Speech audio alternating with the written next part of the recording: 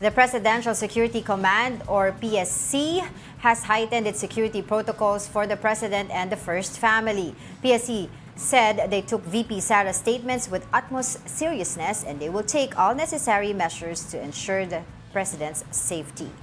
The National Security Council, or NSC, emphasized that any threats against the President is also a matter of national security. NSC said they will closely coordinate with law enforcement and intelligence agencies to investigate the nature of the threats.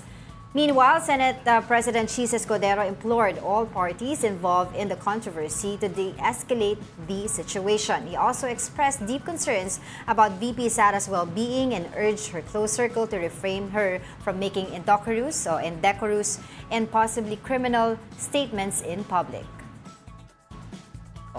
Kasi kung regular person says statements like that, medyong, di ba, ano treatment ng government? Kaya yung ilang mga public officials na nagsasabi na baka naman kailangan na ng kausap ni Vice President Sara Duterte, baka kailangan na ng, alam mo yon, ng makakausap, yung mga medically, no?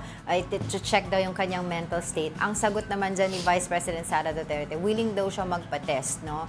Sabi niya ng kanyang mental state at sigurado siya na maayos yon, stable siya.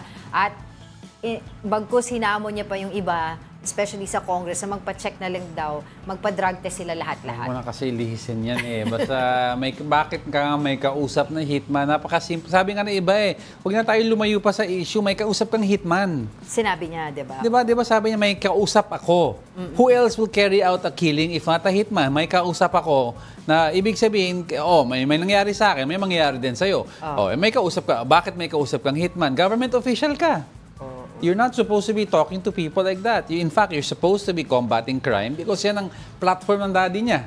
Di ba? He's supposedly, FPRRD is against crime. Kaya, ayun, yun yung isa sa mga sinabi niya, no? Pinaka-last na parang FB Live niya last night. Diba? Kasama rin yung sa sinasabi niya na nagkakaroon nga daw ng divisiveness sa bansa at saka yung mga pangako daw during the election, hindi daw na itutupad specifically yung bigas. Yun, yung nag-grant na siya doon tuloy-tuloy doon sa kanyang FB page. Dahil nga dito sa nangyayari na to. And in essence, sinasabi din ng mga netizens na sana kung umattend na lang siya ng hearing tapos na to, hindi pa malagay sa alanganin yung kanyang chief of staff.